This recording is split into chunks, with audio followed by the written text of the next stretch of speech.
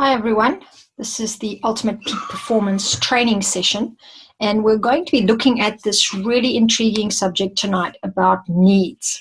Now, all of us have very specific needs that are met by many different environmental factors, our parents, the way that we are educated, and then of course a whole series of needs that we live with are actually constantly being evaluated and negotiated by us and our presence in the world.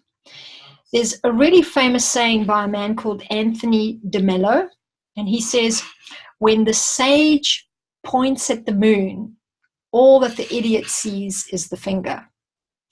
And I want to start tonight's training off with this quote because it very much points to a large part of the way that I work, which is really to begin to explain what might just look like the finger when I'm pointing at it, but actually we are looking at the moon. So when we talk about needs and our individual needs, we need to understand that this is a very complex subject. It goes very deep into our experience in the womb, how we were as a young fetus in our mother's belly, the experience of birth, our entire childhood, and our ability to negotiate what the world can give us versus what we desperately need inside of us. And when I say need, it's quite different to a desire or a wish or an intention or a goal. So let's get that part clear too. When we're talking about wishes and desires, we're talking about things that we can control with our own intention or desire. Our emotions can affect these kinds of things. But really a need is something that's very difficult for us to negotiate or reason with. There's a part of us that actually needs to get warm when we are feeling very cold, and that's why we call that a need. So really when we look at people in our lives, we need to understand that everybody around us is trying to negotiate very primal needs, emotional needs. The mind has an entire spectrum of stimulation that is needed in order for it to be a well-functioning mind and a powerful mind. We'll be doing one of these webinars on that subject. So we know that there really is a multitude of ways that we as human beings go about taking care of our needs, and we have many different kinds of them. So this goes to say then that every potential client that you have, every customer, every friend, lover, colleague, that you are actually relating to all day long, throughout your entire day, is seeking to meet a very deep need. Now, understanding this and being able to work with this, and in fact going a step further, mastering how to help people meet their needs, is a really powerful skill. And some people are really brilliant at it. Some people need to learn how to communicate to people, how to really listen to what people are saying, how to actively listen as opposed to passively listen, how to express themselves without being offensive, how to express themselves without generating a kind of defense in the other person. So, you know, those moments where you tell your boss that you're really not interested in a particular project, and you try to manage telling him in a very polite way maybe, or in a very careful way. That's the inbuilt part of you that's learned through social training and through social programs at school, in your college and university days, that your boss's opinion of you is really important if you want to keep your job or if you want to get paid. So we all have this inbuilt mechanism of knowing how to communicate in situations where we don't want to create a defense in the other person. We don't want the other person to feel offended. And so we protect ourselves in that way. So think about all the different needs that you have, the deep feelings that you have, and then the needs that you have inside of you that you can't always express very openly and very honestly to other people, especially if they're in a high position to you, or if they have some rank or some status, like a boss, as in my example. It gets really tough to actually be open and honest about what you need. So this is why things get a little bit more complicated. Now, why would I be bringing the subject up with you, and who am I on this subject? So let me tell you a little bit about myself. I'm a clinical psychologist trained in South Africa. For the last 22 years, I've been practicing clinical psychology in the form of a private practice, both in South Africa and in Cyprus in the Mediterranean. And I've run numerous workshops and projects in over 12 countries now that relate to creative, expressive ways of using psychology to actually feel good, feel inspired, to reach fuller potential. And alongside with all of that, I've trained many companies, schools, organizations in the art of team building and teamwork, how to really get people to work together. And a very important theme in that is to be able to find the common need. So what is it amongst the entire group that we all agree we need? And we can only get it if we are working together.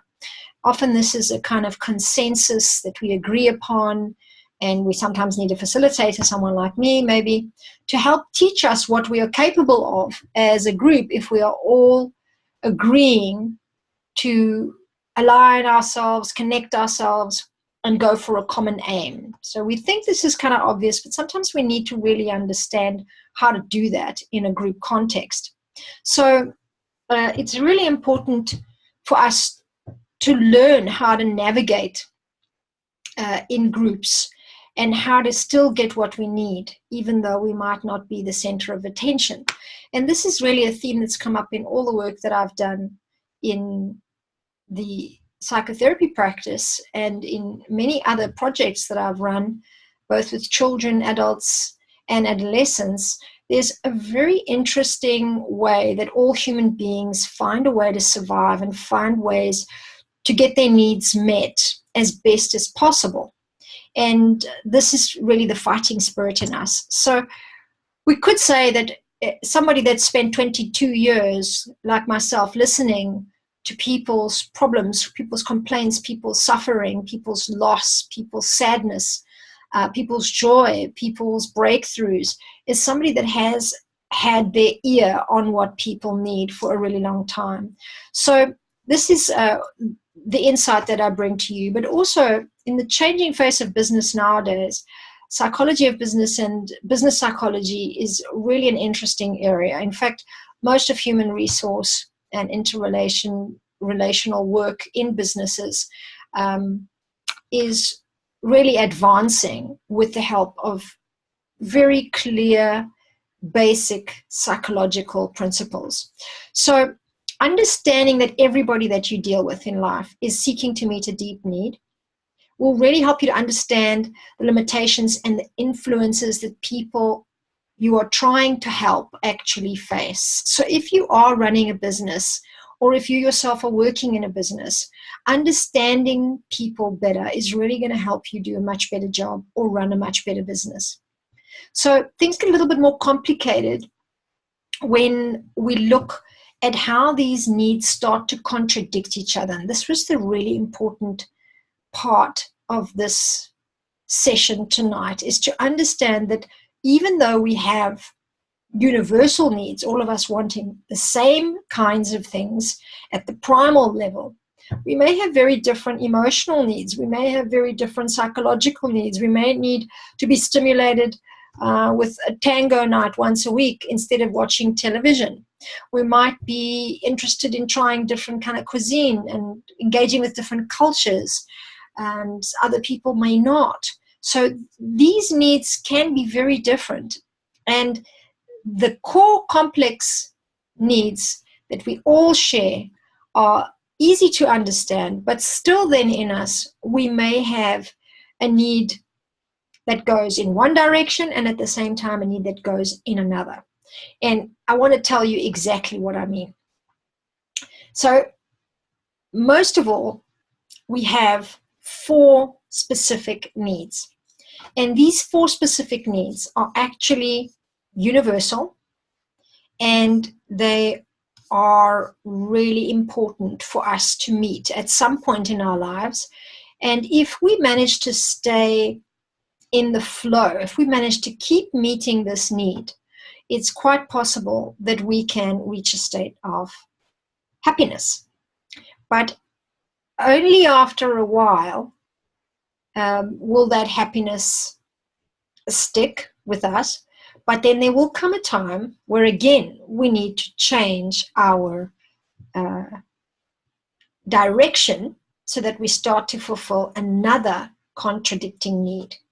So let me get into these straight away. First of all, let's just keep in mind that life's a journey and we're always working to meet these needs. And the very fact that we have contradictions in what we need is what sets up the whole dance of this paradox, really, between the intrigue, the real desire to get what you need from life, and at the same time, the frustration, the tension that pulls us away from having what we need. And this is really the pursuit of happiness. So when you are pursuing happiness, you are in this very precarious double bind. You've got a part of you that's really intrigued and another part of you that's frustrated by meeting this need, right? So there are 4 of them, I said, right? 4 primary universal needs. This means these are needs that we all share. So it doesn't matter if we may have very different cultural backgrounds, different languages, different religions, different educations, we come from different countries. Really, really doesn't matter. What matters is that we are universally pursuing similar needs. Now, the most important thing to remember as I go through all 4 is that they are competing with each other, these needs. They are contradicting and they are competing with each other. This is why it's so difficult to be on the pursuit for happiness. This is why it's so difficult to just find out who is your target audience and design a product for them and then sell it to them because you think they need that thing. And maybe you've listened to a webinar like this, maybe you've read a few books, maybe you've done a lot of psychology, maybe you know a lot about consumer psychology, and you figured it out that your target market really needs to solve a problem. Well, it's not that simple because, first of all, there's a great distinction to make between somebody who is a target audience member for a product that you are designing or product that you have to sell and someone who is a qualified buyer, right? So the distinction is that we admit the need and then we say we want something to solve the problem that we have or something to meet our need. Let's say my teeth are not white enough and I believe that I really need another kind of toothpaste, but I'm too lazy to go to the shops and check all the different brands, and everyone in my family doesn't have such white teeth, so I believe it's not so necessary. And so I'm not really a qualified buyer for a new toothpaste that's going to make my teeth whiter. I have the need, I've defined the need, but I haven't really admitted it so much or enough to anyone, and I haven't gotten off the couch to go to the shops and really look for it. So I'm not a qualified buyer. So having the need is not enough, right? This is where the complexity comes in and the real intriguing subject for tonight. So what are these 4 needs? The very first need is certainty. Every single one of us are conditioned by society, actually, and our parents and our schooling systems and our friends, our peers, our colleagues, and really the whole monetary system in the world now is also programming us continuously to make our lives about a certain amount of certainty or security. This is on top of the list. So we have a real need, a primal need inside of us for certainty, to know that we are safe, to know that we are really secure in certain things, and that we can predict certain outcomes. Now, there's outright a problem with this because, as you all know, you don't need me to tell you, life is never really certain. And whenever we control life, all kinds of things can start to happen that contradict our idea that we are in charge of life. We may plan, we may strategize, we may set up all kinds of schedules, but really the day is going to go the way the day goes. So there's all these great cliches like life happens when you're making other plans, right? Or God has a sense of humor.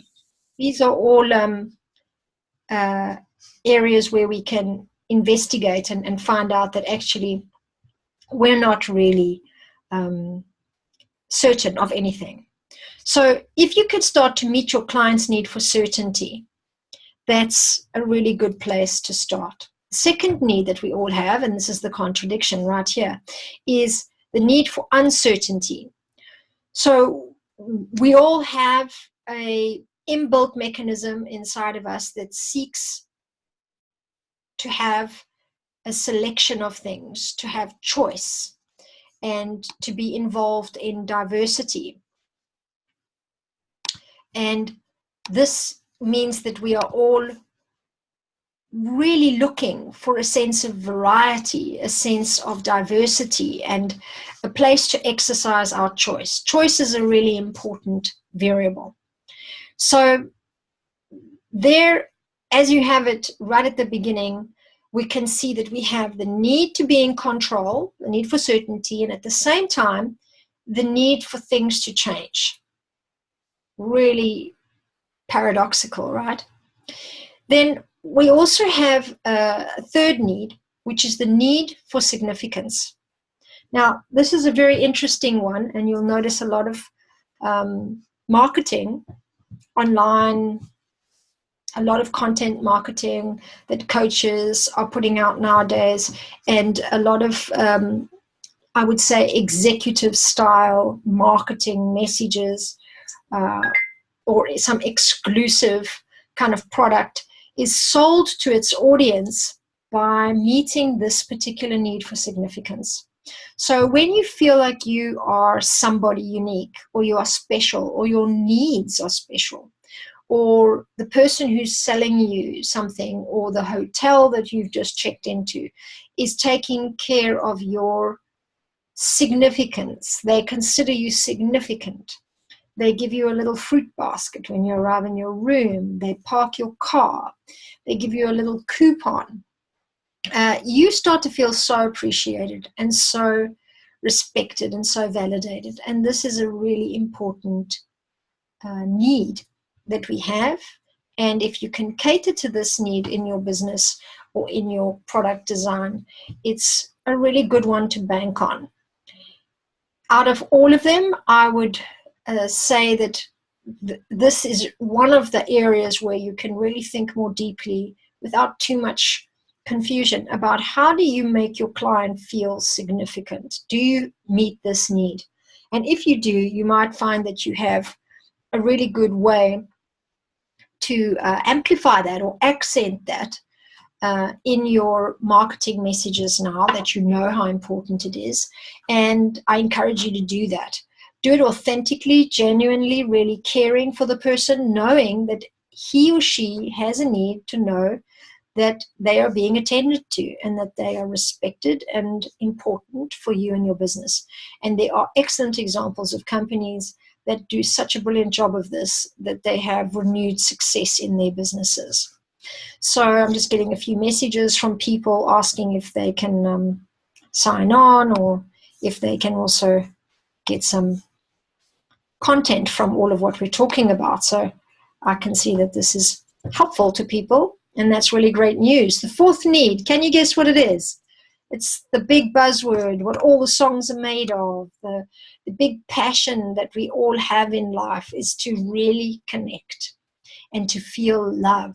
This is a primal need, and many of us get it met in different ways throughout our lives, maybe through our parenting. We didn't get it met very well or very much, or we didn't manage to receive what was given to us. Really important, because it means that we are not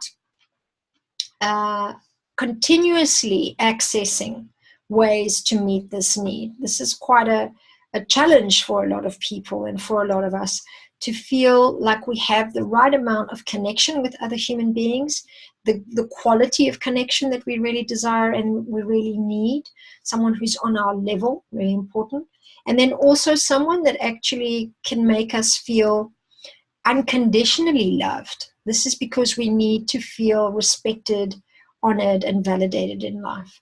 And so this experience of love sometimes contradicts the previous one of feeling significance, because sometimes when you have a need for significance, it aligns, it matches up well, right, with the need for love and connection.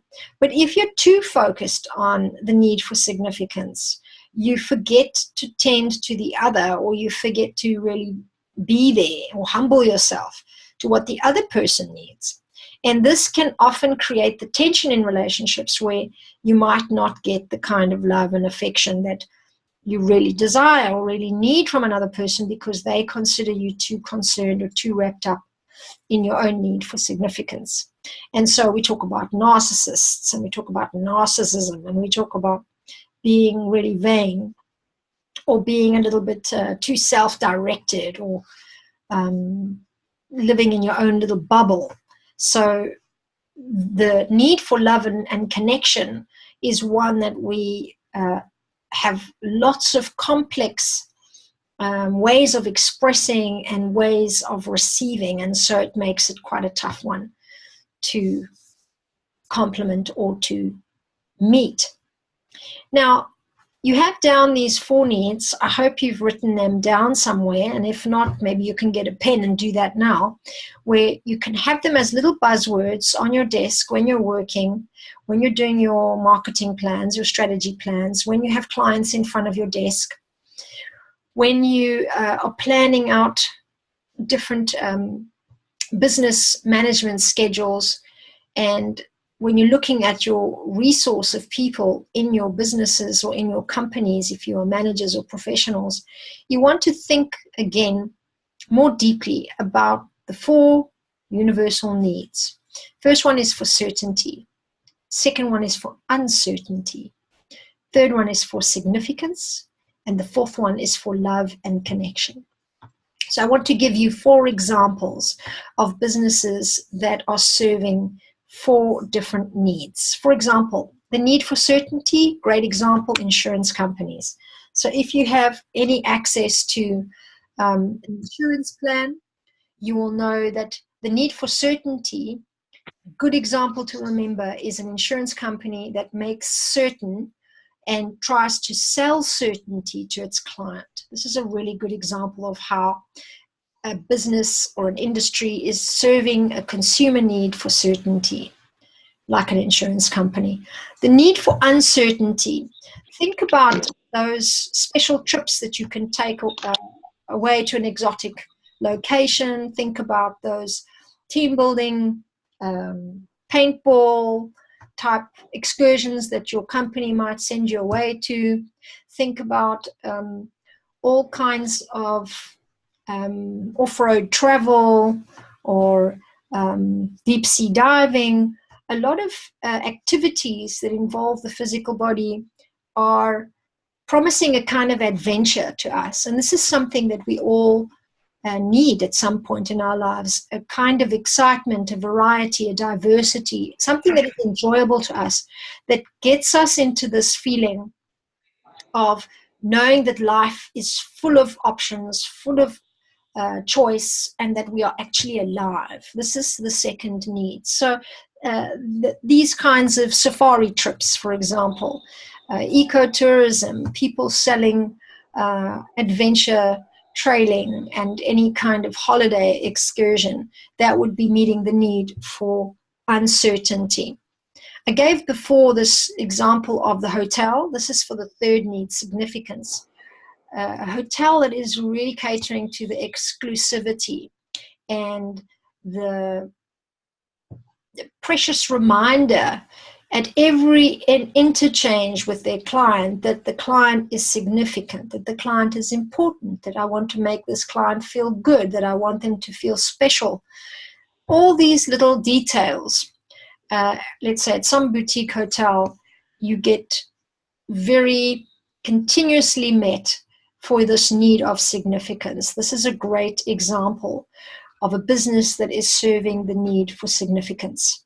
And then this is a great place in our conversation to get to the last need and say something really unique about it, because the need for love and connection is one of the most challenging, as I said before, needs out of all of them, because it's so complex how we relate to each other and how we understand each other in our interrelating communication, in the way that we work together, in our work ethic, etc. So if you can design a product and or if you can streamline your marketing to take care of this particular need in some way, you have a really strong chance of having a winning product or a winning strategy.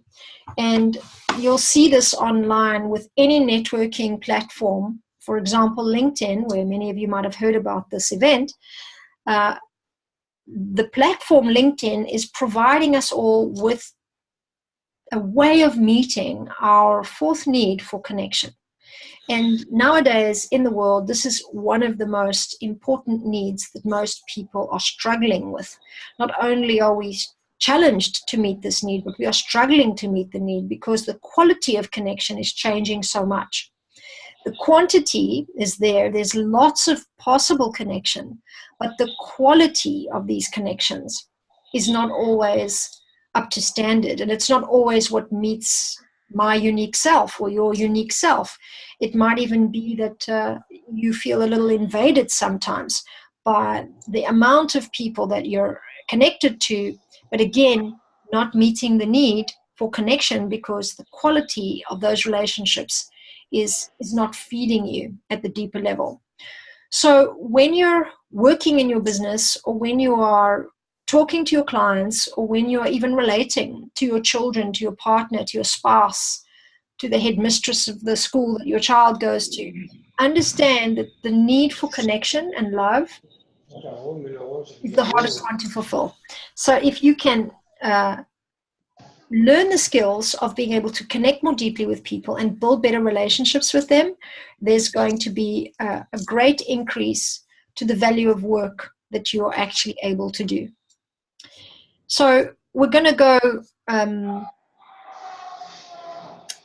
a little bit into a finishing off summary here, because you've understood from me that we all have a variety of needs, but we as human beings all connect what we call primary needs. And so each of us has a primary universal need that actually is shared by everyone else.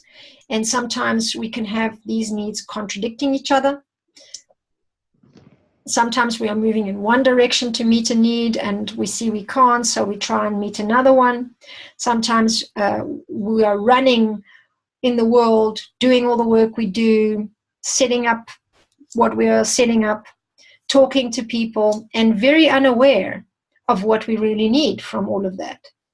And so it's really helpful to take a moment and really reflect on which need are you really aspiring towards. Maybe you can look at the year that's coming up and think about what need are you going to start to meet for yourself. Which one of these needs is most important to you now in your life? You might be at a very different stage to where you were before. You might have had love and connection in a marriage. You might have gotten divorced, and so you need to find a way to meet that need in another way. Or maybe in your business life, you want to learn to master the art of serving a particular need in your client. So there really is nothing like understanding human behavior, because once you understand the way you work, you will start understanding how others work. And so a lot of our time together is around going deep into psychology to understand human behavior.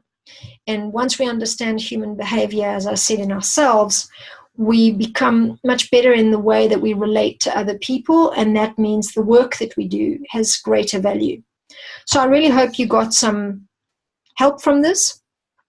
I think there are many questions that could come to mind about all of it.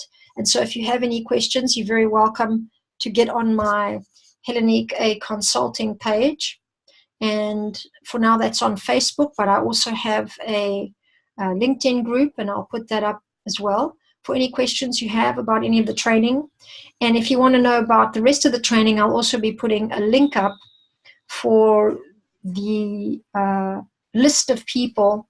It's my VIP list, people who get very specific recommendations for some of the material.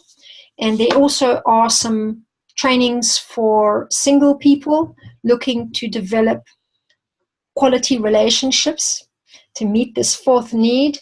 It's an area that I work deeply in, to help people feel connection and to feel the quality of great relationships, and to develop their ability to relate and communicate with others really well.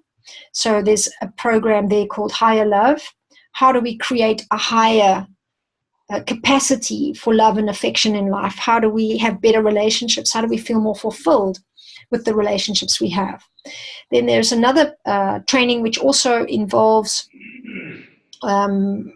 very specific content that is professional, like this platform here for professionals, and also directed specifically to women. And it's part of the conferences that I also run for women called Heleniq Women of Truth. So there's also some trainings for that. But Wednesdays are going to be the nights for these training sessions. I'd love to know what you thought about this one.